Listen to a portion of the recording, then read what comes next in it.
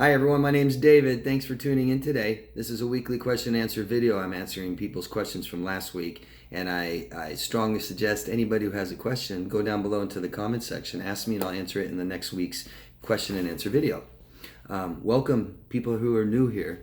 If you think that I'm helping you or I can help somebody else, if this information is beneficial, can you please support me just by subscribing to my channel and voting up and down on this video? Go down below and comment. Let us know where you're from. That could really help. I'd really appreciate all your support. Thank you. All I ask is locations. Everyone, please tell us where you are from, where you're at. I really like to know, and a lot of other people do too. It helps us feel like we're kind of a little family here, kind of connected. It validates people that it's just not you. It's not just where you're at. This is a human problem, a societal problem. So please tell us your locations. Thank you. I want to thank Joan and Emily very much, both of you, for donating to the channel. I get donations rarely, and it's just a huge way of saying thank you, giving me your hard-earned money. I really appreciate both of you and everybody who's ever donated to this channel.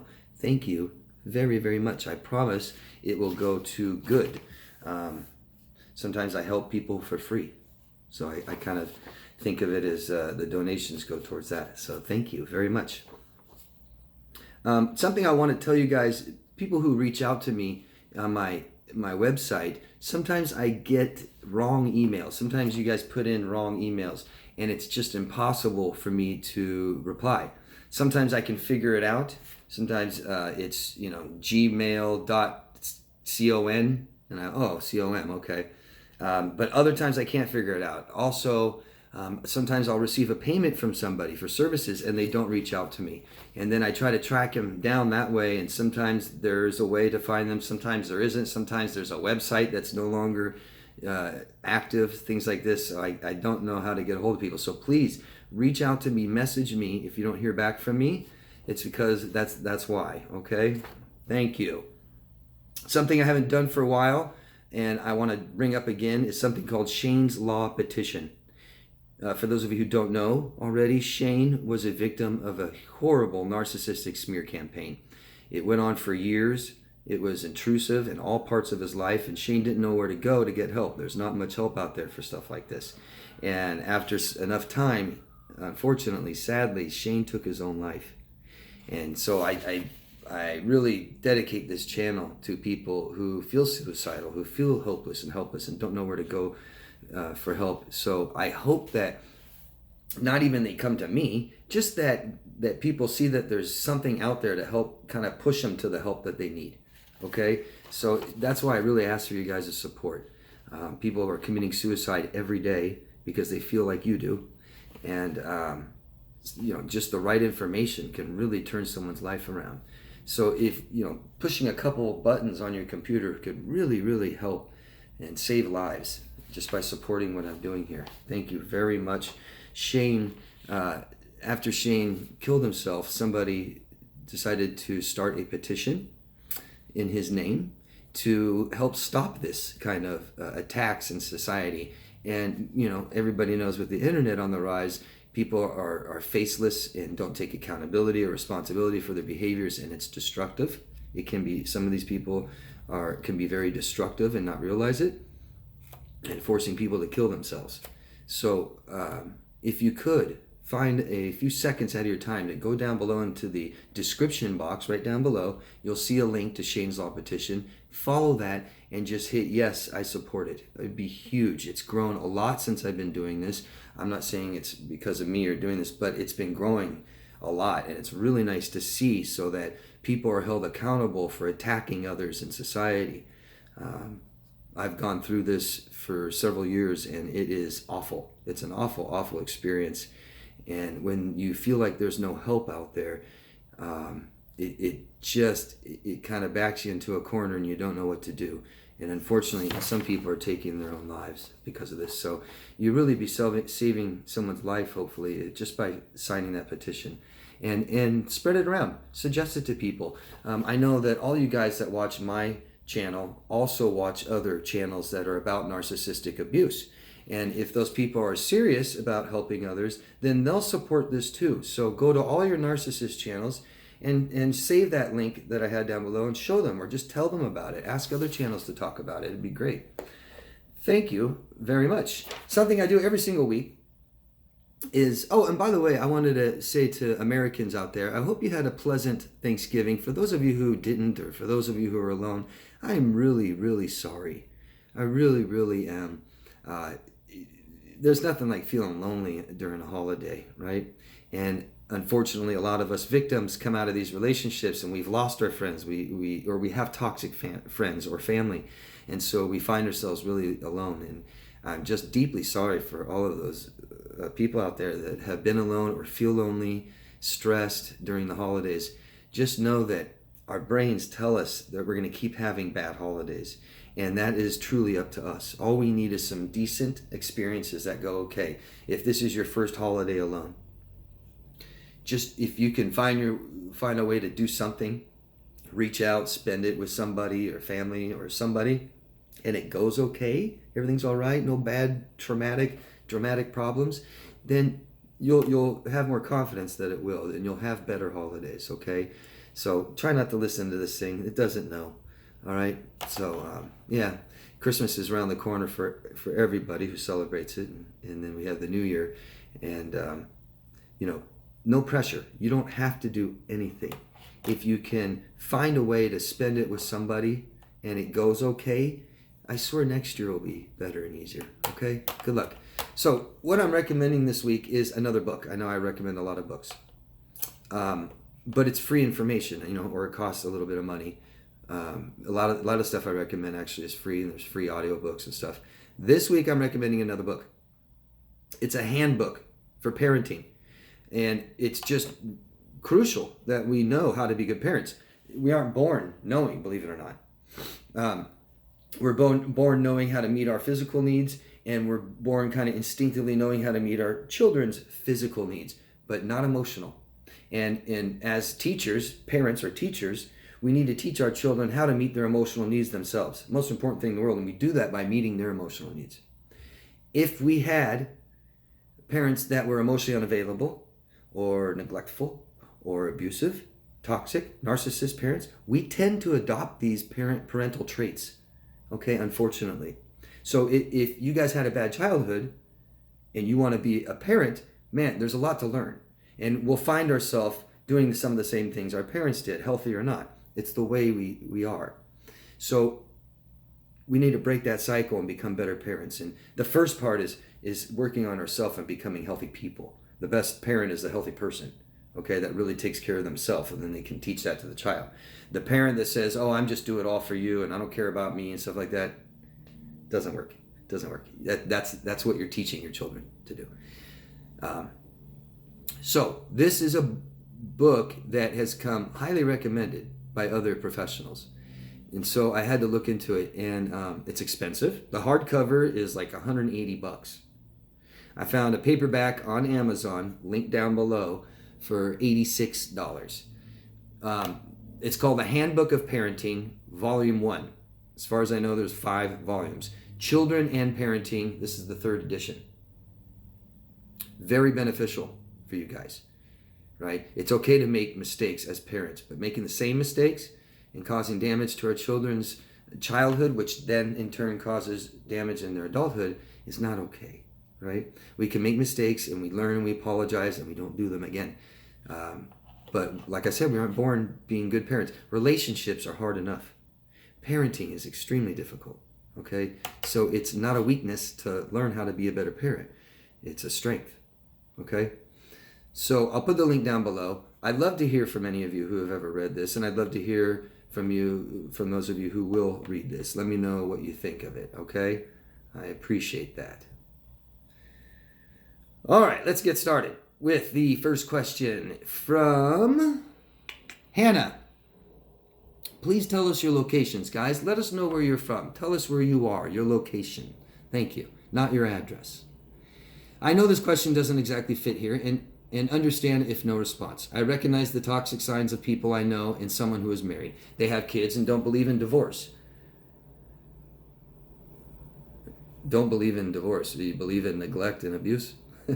But the victim is always seeming on edge. seeking approval from the spouse and gets in trouble a lot, even in front of people. Gets in trouble, you mean he scorns her in front of people. I don't know how to help their situation, and know that if I mention it and ask how to help, the abuser will probably find out and I'll make the situation worse. I fail to know what to do, and I'm actually afraid to address it along with the victim. No one has really told the abuser what they think and that it's not okay. I fear it won't get much better, and the kids really are influenced. I had someone who had narcissism who was my boyfriend and feel such sadness knowing only a fraction of their pain. I think it is only emotional abuse, and the abuse does not open up and only defends the abuser. I feel helpless for the abuser and abused victim, and probably children also, who are loved ones. Thank you for the time you take here. Extremely sad, isn't it? And we start to identify this more and more as we learn about it, right? We learn about our own experiences, and then we start seeing it more. It's more evident.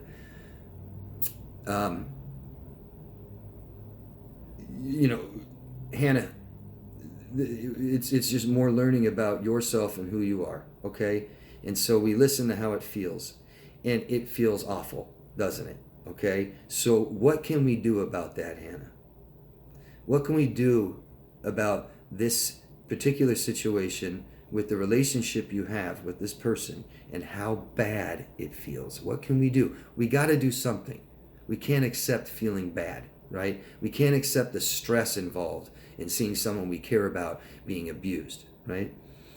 What can we do, Hannah? Think about your options that you have. One thing we can't do is change anybody, right? We can understand it more. Let's understand this situation more, and take care of yourself. So the situation in a nutshell is this is a toxic relationship that seems to be dependent, seems to be addictive. And if that's true, then it's the most important thing to your friend. And what that means is it's more important than her children. Obviously, her children are being neglected and abused, and she's being neglected and abused in front of the children. So even being a mother is not as important to her as this toxic, dependent relationship. That's sad. And that should also tell you, Hannah, that your friendship is not as important as being abused. Being abused and neglected is more important to her. I know it's sick, but that's the way addictions are. They're sick, right? And it's more important than the friendship she has with you. It's also more important than her own health or welfare. Okay?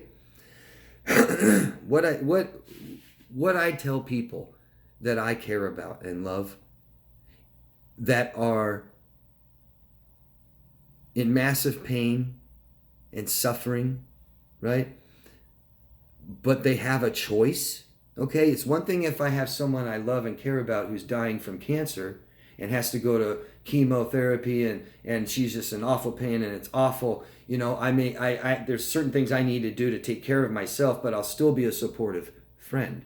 Okay, someone who chooses, she may not understand it's her choice, Hannah, but if she can choose to leave, then it's her choice to stay. And I'm not judging her. I've been there. I get it. I understand. The problem is that she doesn't get it. She doesn't understand. Until she's out of it, she won't get it. Okay? We can't fix people's mental health problems, okay, in our personal life. So just like me, I help some people with their mental health, but I don't do that for my family, my friends. I can't. It doesn't work. You can't either. You can't fix her. You can't help her. You can't change her. And it's a real fine line, Hannah, of supporting somebody and enabling them. Okay? People make the biggest changes out of the biggest loss or fear of loss. Losing all my friends, losing all my family, losing my job, losing my home. Damn, there's a problem. I'm starting to see it now. And that's the way addictions are. Okay?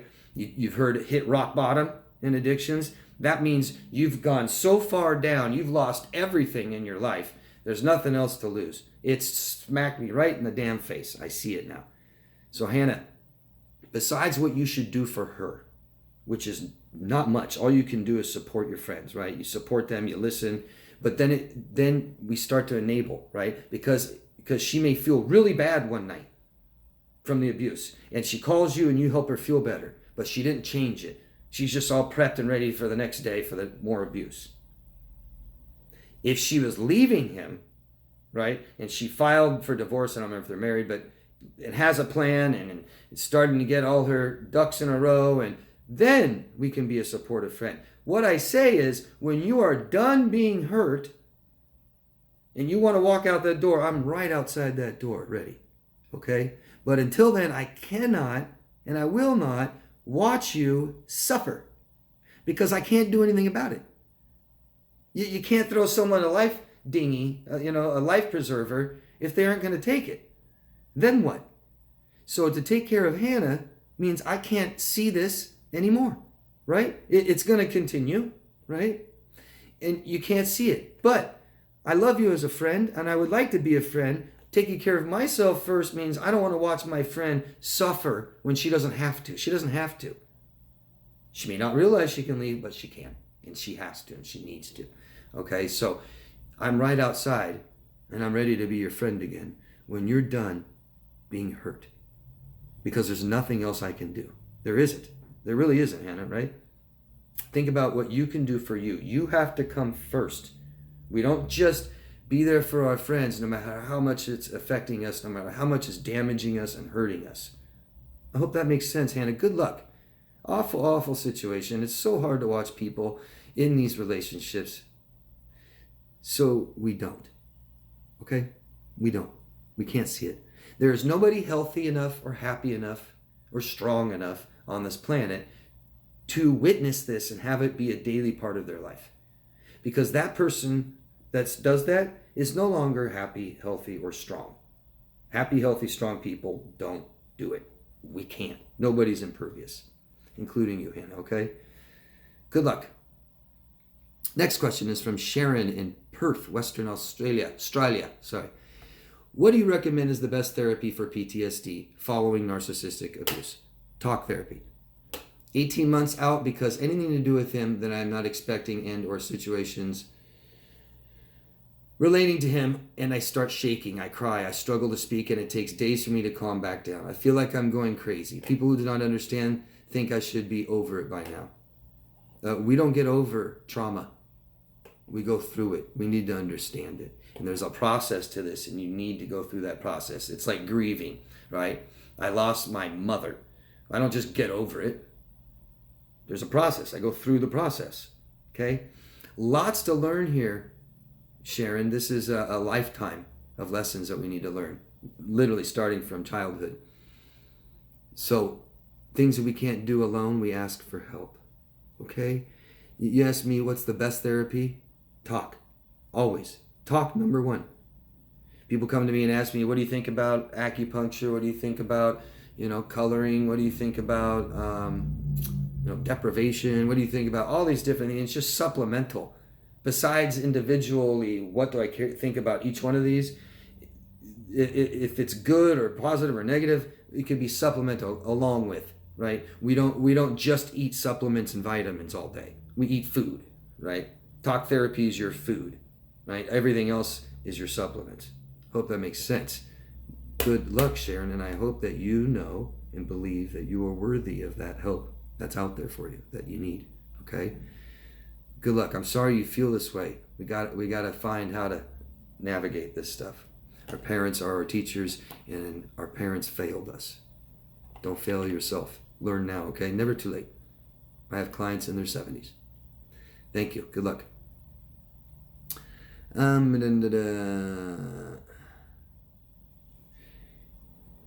Joe from the United Kingdom. Thank you for all you do. I watch all your videos. So helpful. Thank you. You often say to find out what you want, what you need, what your values and opinions are, how you feel about things. My question is, how do you find out those things? I feel like I haven't got a clue. I feel about anything. I don't know what I need, and I don't know how to find out. Thanks, Joe. Thank you, Joe. And this is where professionals come in, right? Don't know how to do something, need help, get it. Get it. Read. Lots of books out there. I recommend things every single week to help with this. Every single week. Go back in all my question and answer videos. I keep them in a playlist, and I recommend stuff. There's got to be 100 different things I recommend. And in my videos, I try to help you guys out. One of the first things I do with my client, we start figuring these out. right? I start showing them what their emotional needs are, and they find out which ones they like the most and care about the most. We do this daily evaluation of feelings. Emotions are your body doing things. Feelings is awareness, so we need to be more aware.